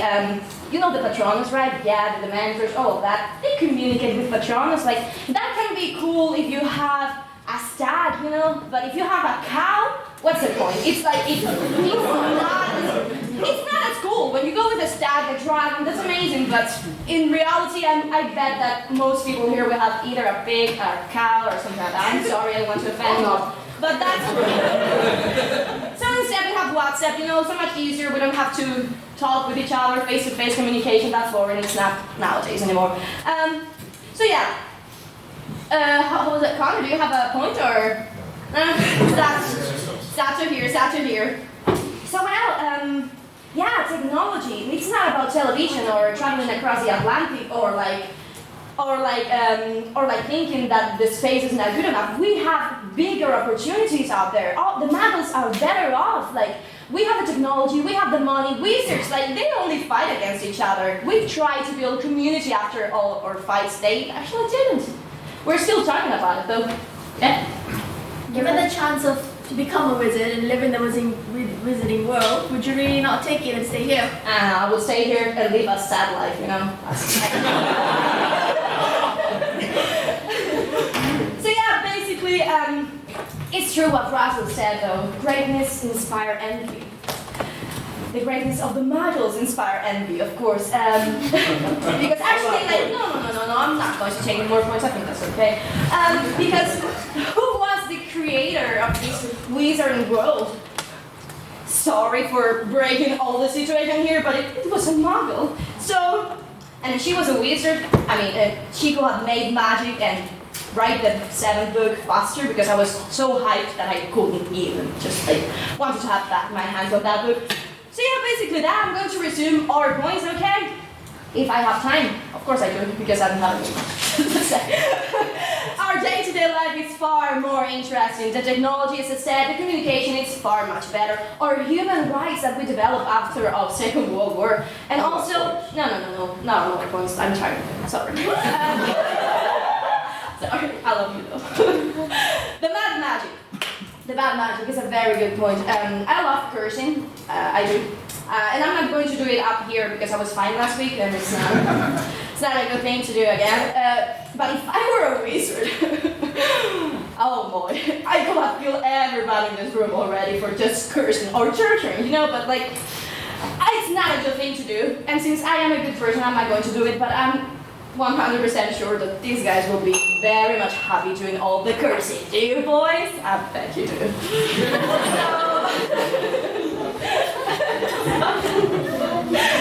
So yeah, those are our arguments. Muggles are so much better off. We have the day-to-day life. We don't have bad magic. We have good human rights. And also our education is so much better. We can have money. They just take that. You know, instead, you can be Harry Potter, be rich when you are 12, but it's not. Like, look at Ron Weasley though. It's not the usual. So yeah, the Muggles are better off, but that's it. Good evening, members of the house. Muggles and wizards alike, not really. I wouldn't welcome wizards, but I respect wizards though. Thank you.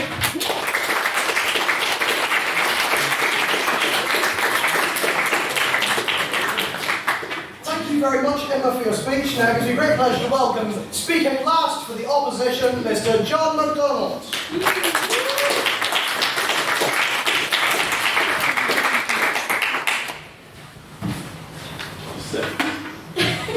Oh my god, I'm gonna be roasted. Magic is might, ladies and gentlemen, tonight. Banking, first of all, proposition banking. We have a nation of goblin bankers. We've got a bank that's too big to fail. What more could you want? Ladies and gentlemen, thank you all for coming here tonight. And especially to freshers. Muggles, I'll be honest with you guys, it pains for me to say the word. They are the scorn of the earth, and let's be honest, Lord Voldemort, my good friend, has promised me that we'll build our future empire on the bones of which. But let's start with some more rebuttal. Clearly some no good Gryffindor spoke first tonight. They talked about Avada Kedavra, but as proven, only very powerful wizards can use the spell, whereas any Muggle here could pick up a gun tonight and shoot someone. Voldemort, come on, he's one of the million. He's a good guy, and I think he's a little bit misunderstood. Quills, Quills is nothing. Who cares about quills when you can stupefy someone in an instant? First, opposition tonight talked about the great benefits of being part of the community, and it's something I'd like to talk about later on in my speech as well. Second proposition talked about how Hogwarts is the only school in Wizarding Britain, but why would you need another school when you have the best school on your doorstep? No, thank you. And the division in blood is nothing next to the racism and this division that we see in modern Britain today. Just look at the House of Commons. Second opposition tonight, you have a fantastic speech about the culture of the Wizarding world and how an overall high level of happiness is exuded by all members, rich or poor. And third proposition tonight talks to us about modern technology. Well, first of all, modern medicine is nothing next to growing bones overnight. Life is amazing, I agree, but only when you have magic. No, thank you. I think that the argument of technology is also a little bit flawed. Nothing's stopping a fully grown magician to just go and live in the Muggle world for a while. We see it all the time with wizards marrying into Muggles and having half-breeds. A really good example of attempted integration by wizards, but was really attacked against by Muggles was in 17th century Salem. We tried our real best to survive there, but unfortunately it didn't really work out.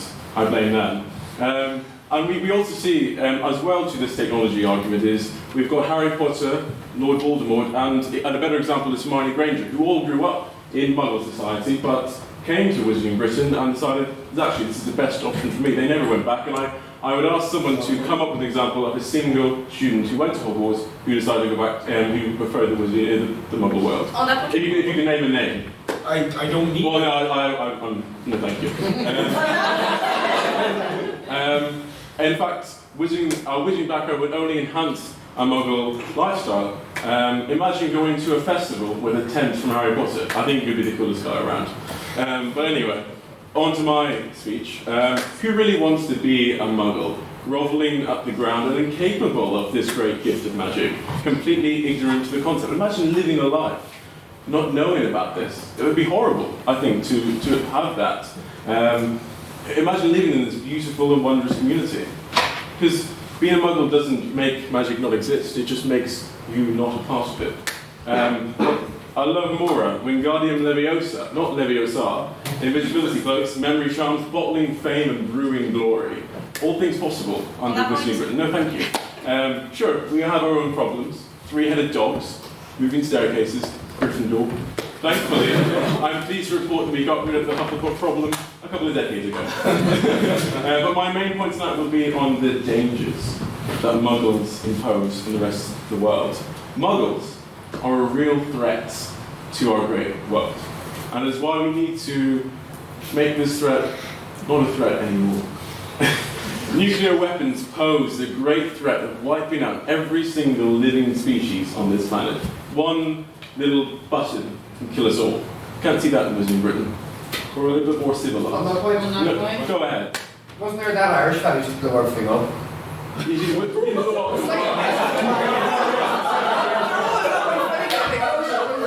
I'm sure he drank butterbeer as well, but they didn't infect the world with it. With great power becomes great responsibility, and it is our duty as wizards to quell the threat on our great planet. Mother Nature intended it. We need to take control for the greater good. And of course, we will use as much force as necessary. On that point? No, thank you. They will annihilate our planet if we don't allow it. As we saw earlier, killing magical creatures such as the Daddy Longlegs. How dare he? Magical creatures of nature's intent. On that point. Go ahead. On that point. Okay. So I'm going to reiterate that all of your arguments is magic is cool because feelings, nostalgia, and great aspirations of power. And also, one guy who didn't want to come back to Hogwarts, his name was Voldemort, and he killed a lot of people. He didn't go back to Muggle world, which is my point. He Oh, stayed he with went magic. and- No wizard has ever Sorry. left Hogwarts and said, I want to live in the Muggle world forever and never toilets. But no, they never rejected magic. It's never happened. And I would like to talk a couple of the other problems with Muggle Britain today, like socialism, but I don't have time for it. I'm sorry, guys. I'm really sorry. But even as a squib, even as a bloody squib, you can have access to magical remedies. You have magical items such as quills that take notes as you speak, and instant travel port keys. Like, come on, go to Australia tomorrow in a second. It's amazing. No more long-haul flights. The only reason, I would put it tonight to the House, that the only reason why Muggles exist is because they perfectly contrast with the greatness of magic. Because not everyone can be that cool. That's the first time I said cool tonight, guys, as well. Ladies and gentlemen, don't be a Muggle. As we've proven tonight, it is not logical to hide in the shadows, rather better to embrace this bright, white, and good wizarding world. Join Slytherin and vote for the opposition tonight for the greater good. Thank you.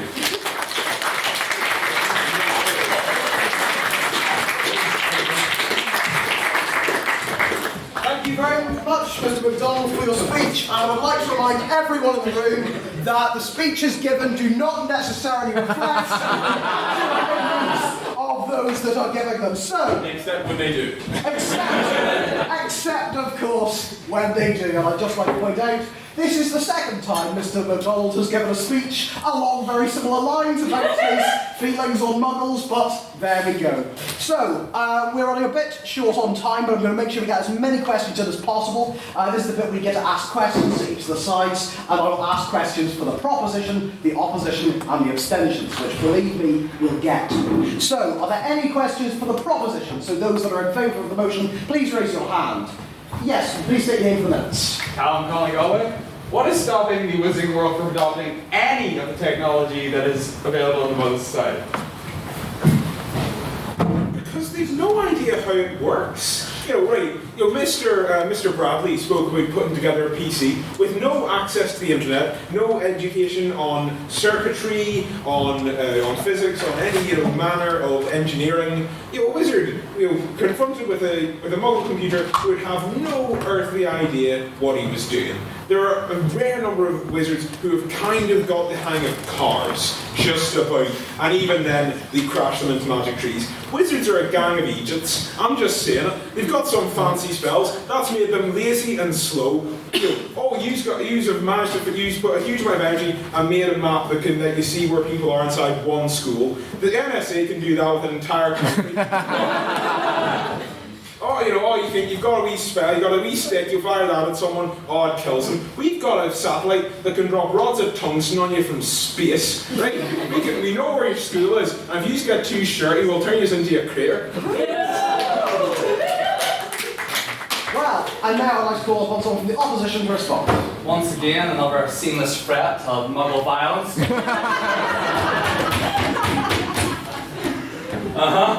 So you see, as I said earlier, Voldemort, not a great guy. President of the United States, a lot worse. However, what I actually made this point earlier in my speech, and maybe didn't make it clear enough, so I'm going to just reiterate it again. Actually, you can see countless times where wizards have adopted pieces of Muggle technology that were clearly beneficial for their lives. As Orchin pointed out, indoor plumbing being one of them. And as well as that, there you have things like the motor car, which Arthur Weasley is very good at driving, which his son Ron admittedly does cheat in his driving test, but also does learn how to drive. So it is clear that wizards do adopt certain pieces of Muggle technology that they deem as useful. And if wizards suddenly find a massive need for the home PC, then I have absolutely no doubt that revolutionary thinkers like Arthur Weasley, and soon maybe even the Malfoys, would come round to thinking about it if they saw practical need for it. However, the simple fact of the matter is that we think because we have modern technology and because it's new, it's good. The Wizarding Society is maybe more cautious in how it takes these sudden leaps and bounds. And is caution a bad thing? After all, we see the follies of technology all the time whenever we implement it.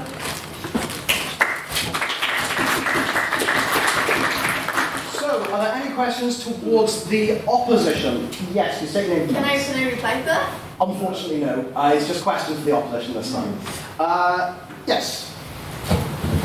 So the opposition have talked about how wonderful going to classes and how much fun it is, but for those deep lore masters out there, we all know from the first Harry Potter game, you have a timed jumping obstacle course.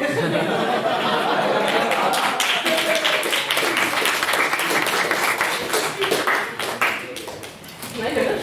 And when you fail, because you do fail, you have to retry it again and again and again until you get there in time, or you take a penalty to your house score for which everyone will hit you.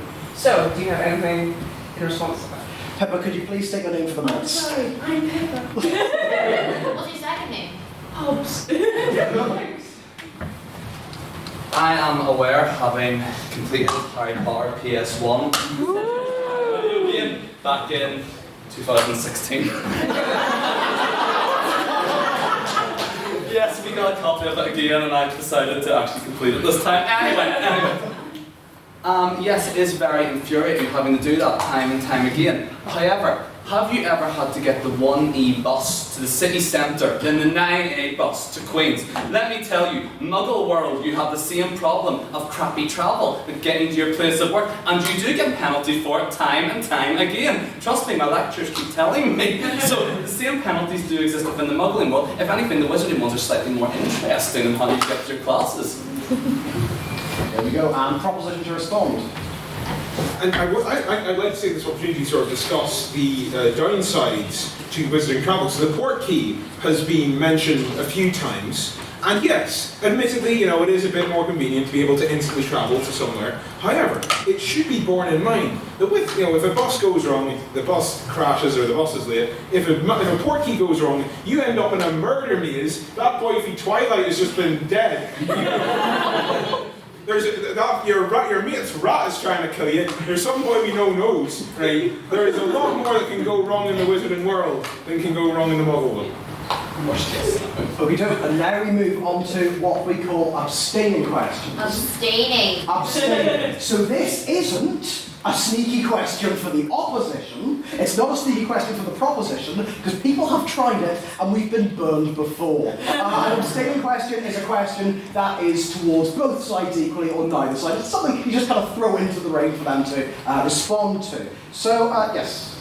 I'm really, actually, as I'm saying this part, I'm really glad you mentioned buses and shit again, because earlier on you were saying about the issues of transport and how buses are far inferior. If you're on a train to Hogwarts, you are, there's a strong chance that these big massive dementors can be like, here you, come on. I want to hear as well from the Muggle side of the argument, you're singing the praises of public transport.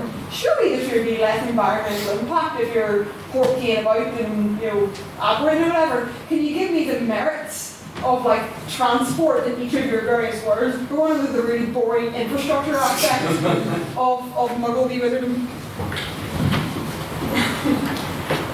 Just because we've never been told that there's no, that there's pollution coming from portkeys or from, know for a fact. No, it never has it been established in the canon that there's no kind of horrific space-time distortion every time so. And why do portkeys work? Do you suddenly stop, because if it's like Star Trek, that means that every time you use a portkey, you die and are remade. That's an important thing to bear in mind.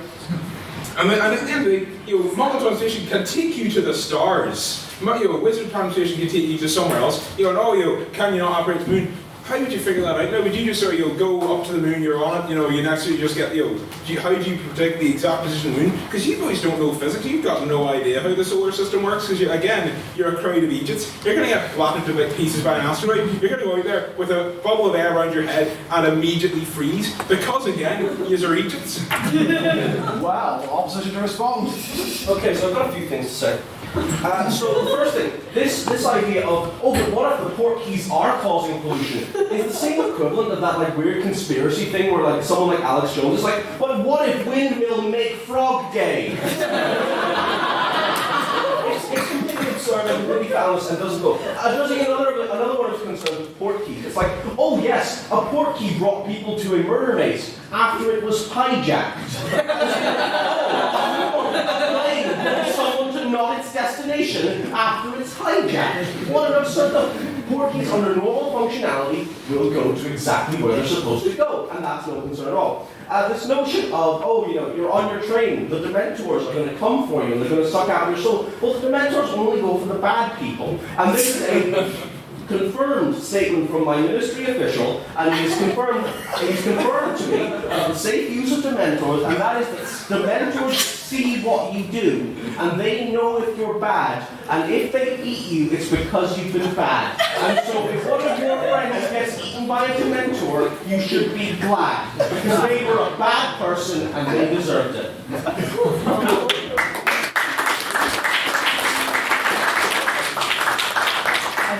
Very effectively dealt with the topic of transport. So, we don't have much time left. I want to end a wee bit later because we started a wee bit later. So would you please keep questions and responses incredibly brief.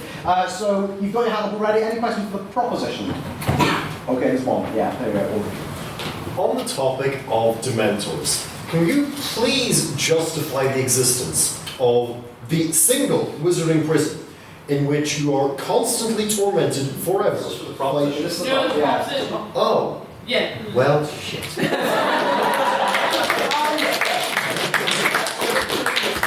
My misfortune has cost you a fine. I didn't actually say what your fine was. You'll find it's not going to be more custard creams. You'll find a bag of jelly beans, but you'll have to claim that they're Bertie Bott's every flavour beans. And just for the entire room, you have to pretend it's a different flavour to what it actually is when you eat them. And Mr. Sullivan, you will be fined the same. So that's the fines dealt with. So any questions for the proposition? Yes. So, you would say that like wizards have no understanding of maths and science and that type of thing. So, is that then you just implying that their primary education before they turned 11 and became a wizard wasn't good enough?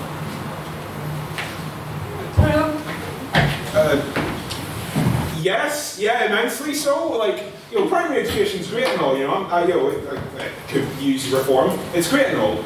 But would you really want this country, I mean, the basis is whether it actually is, but would you want your country being run by someone with a primary school kid's understanding of world politics, ethics, maths? Like primary school is great and all, but it's an immensely rudimentary understanding of the world compared to what you receive in secondary and tertiary education. And if it's not, I'm really worried about what secondary school you went to.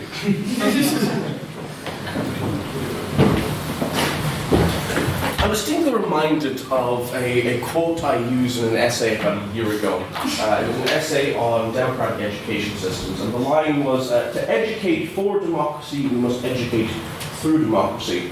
And that really has nothing to do with this. When I change the words, and I say, to educate for wizardry, we must educate through wizardry, it makes a lot more sense. Because you see, they are growing up, and like everyone at Hogwarts clearly has a basic understanding of human functionality because they aren't dribbling all over the floor and crawling about. So they can clearly function within moral society to a regular degree. And then they go to school where they are taught the necessities for living within wizard society. They are taught through wizardry. And as such, it has been deemed correct for them to be taught these things, and it appears to have worked just fine. And so that's why they are taught all of these wizardry things. And I assume they just figure out ethics stuff on their own. And indeed, it's just a damning indictment of the humanities.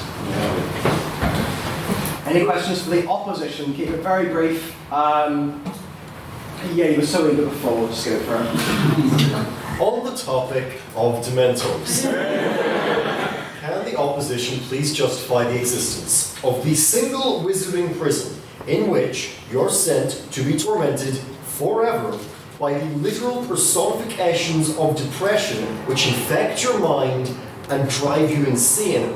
Furthermore, if you're very bad, they not only execute you, but any world where the afterlife is just demonstrably a thing that exists, they destroy your soul. And the wizarding world is fine with this. How can you defend this?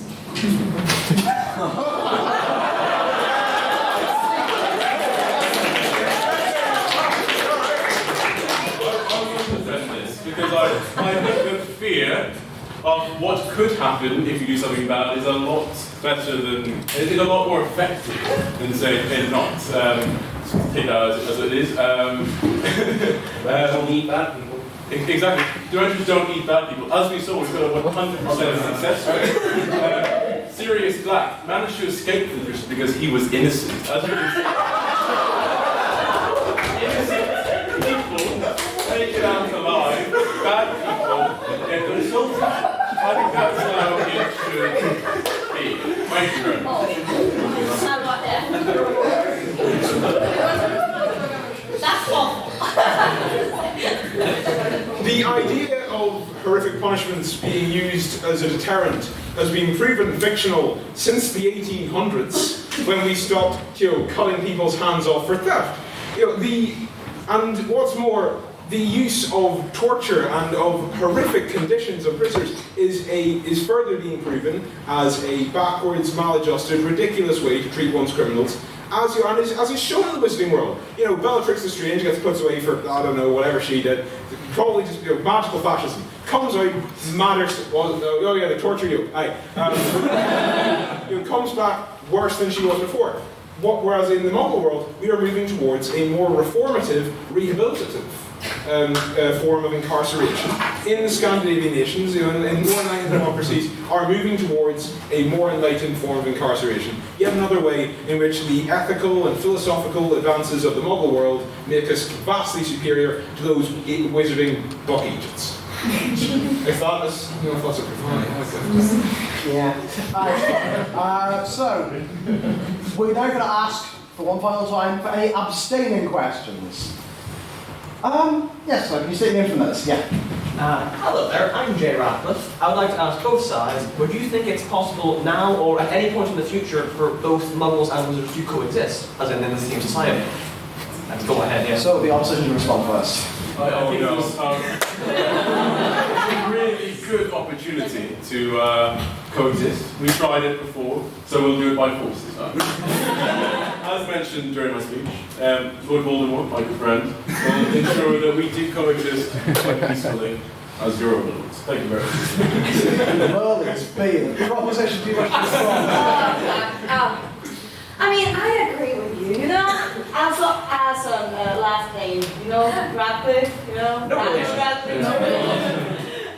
At the same time, I really think that we should push this community forward in order to develop this bridge between Muggles and Wizards. Even though sometimes I hate you, I want us to be friends because that's what matters nowadays, relationships, you know? That's why this side goes with love. This side goes with the Muggles. Against this side goes with hate, feelings, and what a bad decision, you guys. I hope you regret it sometime. I kind of said pardon, but I love those. What a wholesome way to wrap up the debate. How absolutely disgusting. So, let us move on to the vote on speaker ability. So this is on what side you think spoke best. As before, it'll be proposition, so the ayes, opposition or nays, and the mess. So if you think they spoke equally well or equally terribly, go meh. So, for all of those who think the proposition spoke better, please raise your hands and say aye. 1, 2, 3, 4, 5, 6. I'll do it for you as well. I would have voted for you, so it doesn't count those ours. Impartiality in the letterific right there, folks. He has to be impartial, not me. Yes. If you wish to vote for the opposition in the vote of speaker ability, please raise your hand and say nay. Nay. Oh, it's like the thought of it. The revolution starts today, I try it so.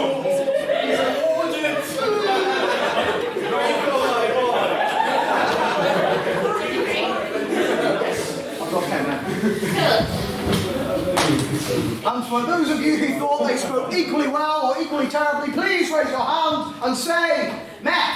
Meh. Meh. No, wait, I would have. That's nice of you guys. Madam Secretary, can you please read back the vote? With the same result as our online poll, check out our Twitter every week. Wait. I know. On the motion, this House Police Muggles are better off. Yes, that one. Proposition we have 7 votes, opposition we have 33 votes. And abstentions we have 5 votes. The opposition has it.